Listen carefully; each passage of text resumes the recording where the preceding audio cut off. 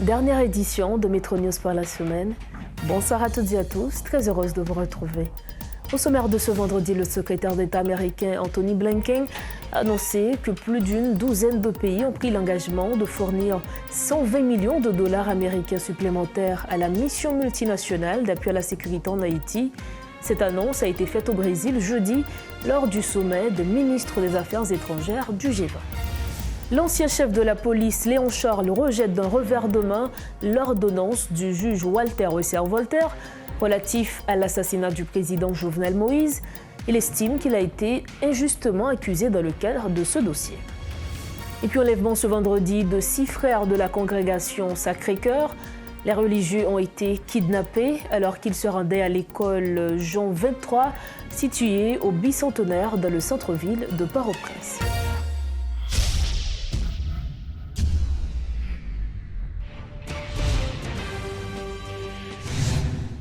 Dorochep, bonsoir, bienvenue au développement des titres de l'actualité. Malgré les réticences internationales à soutenir le déploiement de la mission non onusienne en Haïti, le secrétaire d'État américain a facilité l'analyse de la crise par les représentants du G20. Antony Blinken a annoncé lors d'une conférence de presse au Brésil, à l'occasion du sommet des ministres des Affaires étrangères du G20, un nouvel engagement financier de 120 millions de dollars pour la mission en Haïti. Le budget total est estimé entre 515 et 600 millions de dollars. Parallèlement, plus d'une centaine de militaires des Bahamas vont se préparer en Jamaïque avant d'être déployés en Haïti pour lutter contre les gangs qui terrorisent le pays. Et pour discuter de tout cela, nous avons avec nous le sociologue canadien d'origine haïtienne, Frédéric Boiron. Monsieur Frédéric Boiron, bonsoir et merci d'être avec nous. Merci de l'invitation. Alors, vous êtes sociologue canadien d'origine haïtienne et il y a le Canada qui offre une contribution de 80,5 millions de dollars pour le déploiement de la force multinationale. Est-ce que, selon vous, ces efforts aboutiront au déploiement rapide de la mission internationale? Est-ce qu'il s'agit d'un pas vers la bonne direction pour ce déploiement, M. Boiron? D'abord, il faut dire que 80,5 millions de dollars canadiens, c'est 60 millions de dollars américains qui s'ajoutent aux 200 millions de dollars promis par les Américains. Donc, ça fait 260 millions. Le Kenya dit que ça prendra 600 millions pour faire cette mission. Donc, il manque encore 340 millions de dollars. Il faut dire qu'à la réunion du G20, on croyait que d'autres pays auraient levé la main pour ajouter une contribution financière. Il n'en a pas été question jusqu'au moment où on se parle maintenant, vous et moi. Donc, selon vous, cela peut retarder la venue de la mission, le fait qu'on ne puisse trouver ces 340 millions de dollars à temps? En fait, le Kenya disait qu'il voulait que le montant soit décaissé avant de s'engager dans la démarche. Maintenant, s'il y a des garanties que d'autres sommes viendront, probablement qu'il pourrait débuter. Mais je rappelle quand même qu'il disait que ça prenait 600 millions de dollars pour le déploiement. Entre-temps, il y a la justice kenyane qui, jusqu'à présent, demande un accord de réciprocité. Également en Haïti, un accord qui n'est jusqu'à présent pas trouvé entre les acteurs politiques. Ne craignez-vous pas que malgré l'obtention de ce financement, que le déploiement, ces points ne risquent pas de constituer des obstacles au déploiement de la force multinationale? D'abord, pour ce qui est de l'entente parmi les acteurs politiques haïtiens, ce n'est pas une condition pour le déploiement. Quand on lit la résolution du Conseil de sécurité, ça n'apparaît pas comme une condition pour le déploiement. Non, maintenant, ce qui se passe au Kenya même, c'est que la Haute Cour de justice dit que ça prend un rapport de réciprocité pour déployer la police dans un autre pays. Mais en fait, la Haute Cour dit que la Constitution et la loi de la police ne permettent pas de déployer une force, la police dans un autre pays, à moins qu'il y ait un rapport de réciprocité. Alors, un rapport de réciprocité, ce que ça veut dire, c'est que le Kenya envoie des policiers en Haïti et Haïti envoie des policiers au Kenya. Donc, on est dans quelque chose qui est une totale absurdité. Maintenant, le président William Ruto dit qu'il va contester cette décision de la Haute Cour de justice au niveau de la Cour suprême du Kenya. Donc, il faudra attendre, voir est-ce qu'il va procéder malgré cette décision de la Haute Cour. Est-ce qu'il va avoir raison? Est-ce que la Cour suprême va lui donner raison? C'est là qu'on va savoir qu'est-ce qui se passe. Mais je réitère que dans la résolution du Conseil de sécurité, il n'est pas demandé qu'il y ait une entente politique entre les Haïtiens. On a répondu à la demande de Ariel Henry, tout simplement. Oui, mais malgré cela, n'est-il pas nécessaire aujourd'hui? Mais il n'est pas nécessaire. De toute façon, Ariel Henry gère en dictateur. Il n'est pas le représentant, c'est-à-dire qu'il n'est pas élu. Donc, la dictature, c'est pas seulement des bottes, des viols et puis des arrestations et puis des disparitions de personnes. C'est le fait qu'on n'ait pas un mandat légitime donné par la population, par les citoyens, par les électeurs pour faire des décisions au nom du pays. Donc, le Premier ministre et son cabinet actuellement n'ont pas cette légitimité-là.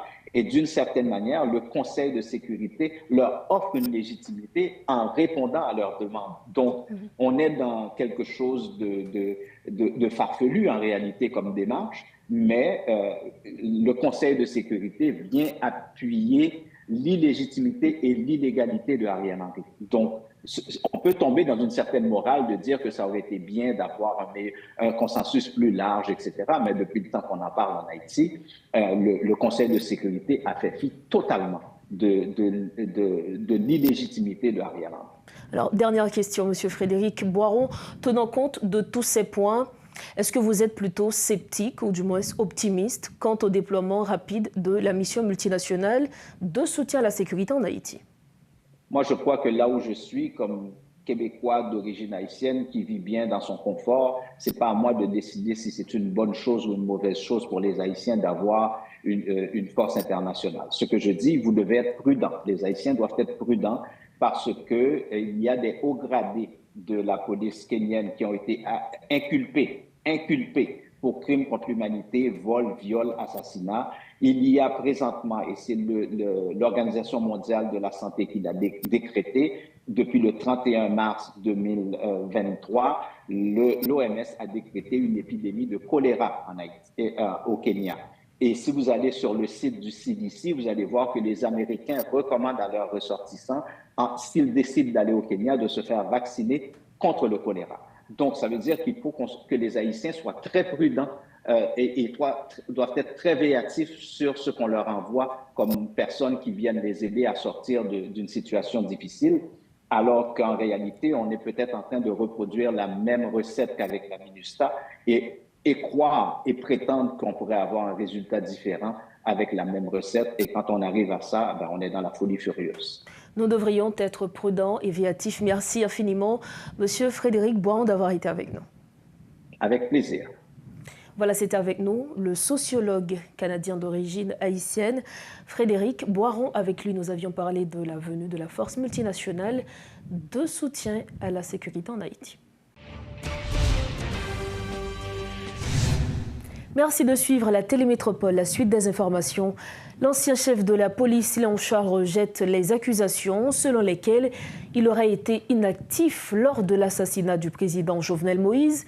Bien qu'il admette devoir répondre aux questions du juge en sa qualité de chef de la police le jour du crime, il souligne que son autorité sur les unités de protection de la présidence était limitée. En outre, il a pointé du doigt le directeur exécutif du Réseau national de défense des droits humains, Pierre Espérance, dans cette affaire. Suivez les explications de Léon Charles, invité à la rubrique Le Point ce vendredi. Moi-même, ces problèmes, ça me avec l'enquête là. Moi-même, c'était une enquête vraiment. Parce que moi, à devant le juge là, 4 fois, juge qui a mené l'enquête là. Moi, en première fois, en deuxième fois, de l'autre fois, moi, fait confrontation avec Dimitri Laguel. Moi, je vais version pas mal. Si dans le moment ça, le juge là, estimé le statut témoin, s'il a changé les informations additionnelles, le juge a gagné pour devoir, je ne dis pas ça pour le faire confrontation. Parce que moi, en déclaration, à 2 reprises, pour que devant le juge là, dit 4 reprises, plus première comparution de fait, invitation de fait devant le juge Gary Aurélien, je ne pas jamais courir pour enquête là. Donc, au moins qui volontairement, même je me présenté, parce que moi dis, Léon Charles n'a pas courir pour enquête sur le président Jovenel Moïse. Il fait sur moi j'ai responsabilité, mais enquête doit définir dans quel niveau de responsabilité que j'ai. Mais le juge là dit par raison, et moi, par raison, pas dit ça, son interprétation liée, et même si tu par raison, tu as dit ça, par raison, est un inspecteur général affecté à mon cabinet, et c'est une équipe dynamique qui est dans toute opération. Il n'a pas dit ça. Et si, par raison, tu as dit, c'est pas moi qui voyais. Par raison, tu es sorti torsel. Par raison, tu as sorti 2 torsels du monté, pas tourner un peu tabac, ou bien éclaircine. Donc, il faut que le juge l'a établi, fait ça, garder rapport téléphonique, garder, faire confrontation. Moi, pas faire confrontation. Alors, bien entendu, jusqu'au dernier présentation que je fais devant le juge là, et tout va être correct. Moi, je retourne en tant que témoin et me rester à la disposition. Vin bon changement, notre traitement VIP.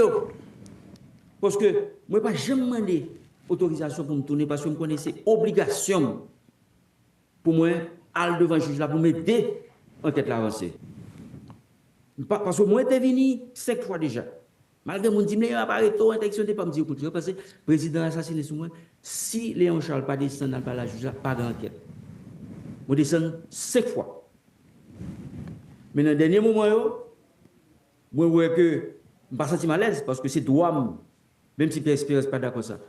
Moi, j'ai droit pour me défendre tête moi, même si je suis criminel. OK?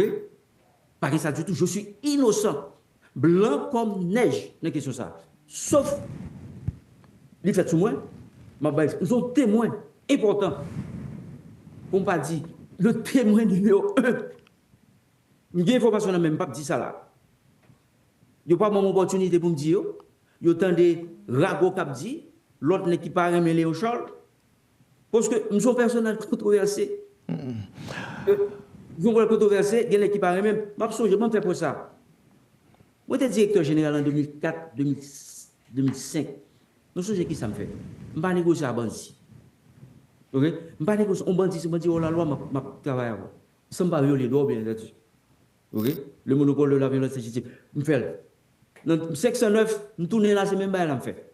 Je ne vais pas négocier à Bandi. Et puis, je dit, bandit, c'est bandit. Je ne vais pas négocier à ça. Parce que et c'est ça qui mettait dans la situation. Ça. Le nègre a monté à jouer guitare avec bandit pour apaiser. Bandit a une confiance. Et puis il fait école. Et c'est ça qui mène là. C'est conviction. Pam.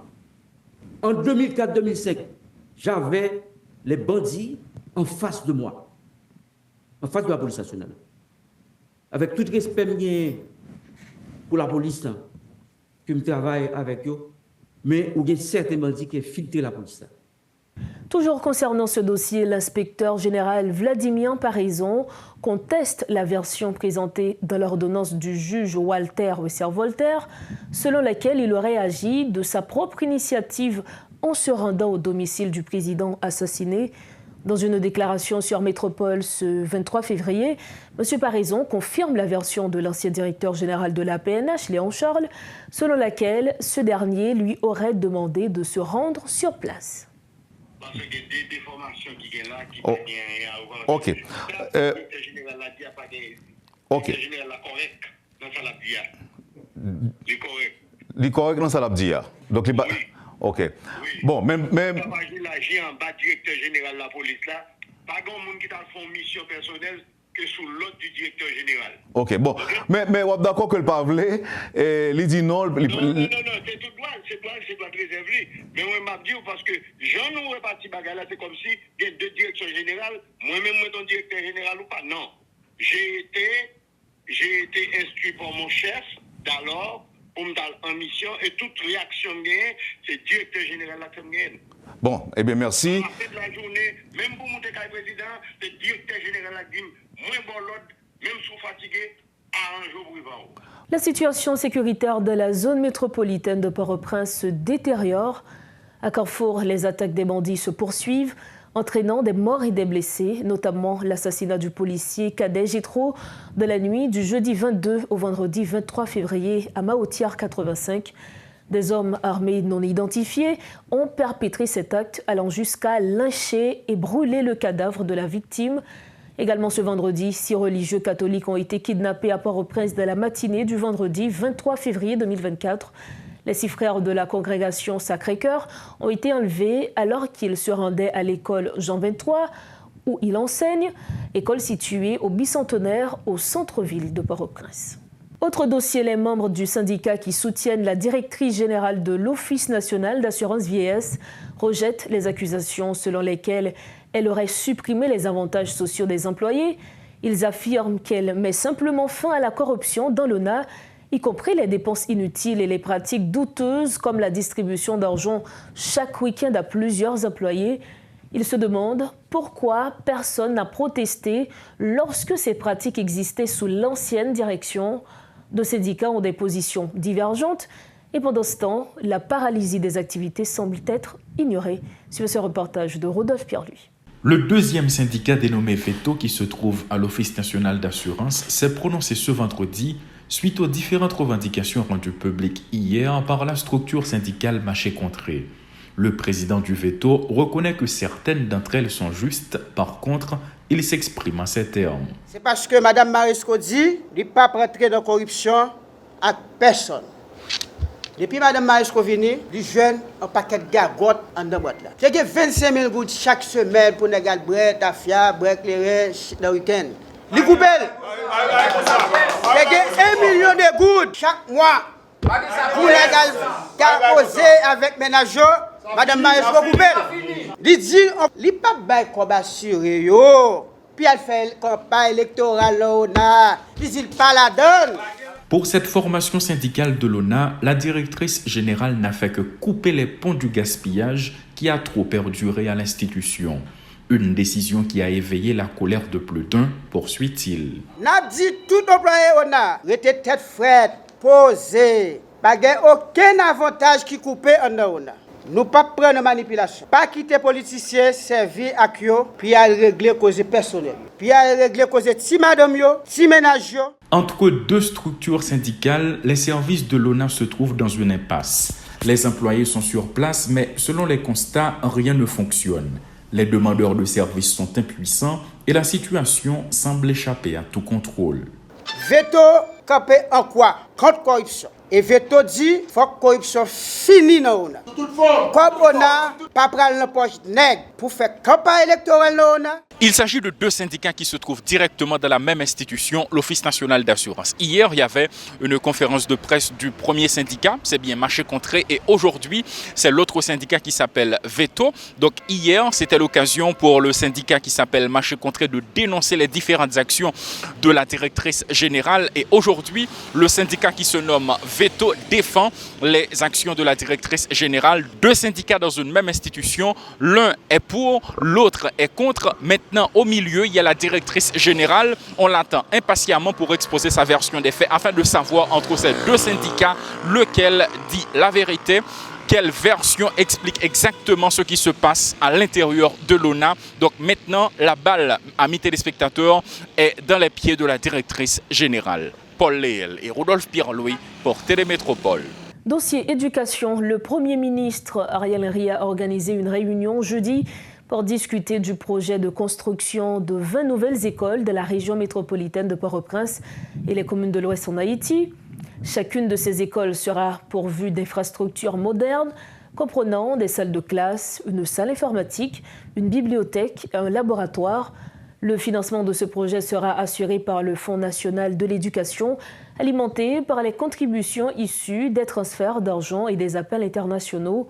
L'objectif principal de cette initiative est d'améliorer l'accessibilité à l'éducation et de rehausser la qualité des services éducatifs dans différentes localités, tout en adressant des enjeux socio-économiques tels que la réinstallation des personnes déplacées. Dernier rappel des titres avant de refermer ce journal. Le secrétaire d'État américain Antony Blinken a annoncé que plus d'une douzaine de pays ont pris l'engagement de fournir 120 millions de dollars américains supplémentaires à la mission multinationale d'appui à la sécurité en Haïti. Cette annonce a été faite au Brésil jeudi lors du sommet des ministres des Affaires étrangères du G20. L'ancien chef de la police, Léon Charles, rejette d'un revers de main l'ordonnance du juge Walter Voltaire relatif à l'assassinat du président Jovenel Moïse. Il estime qu'il a été injustement accusé dans le cadre de ce dossier. Et puis enlèvement ce vendredi de 6 frères de la congrégation Sacré-Cœur. Les religieux ont été kidnappés alors qu'ils se rendaient à l'école Jean 23, située au bicentenaire dans le centre-ville de Port-au-Prince. Voilà, c'est la fin de cette édition de Journal. Merci infiniment à vous de l'avoir suivi. C'est le week-end. Profitez bien de la vie et surtout rejoignez-nous sains et saufs lundi prochain. Bonsoir.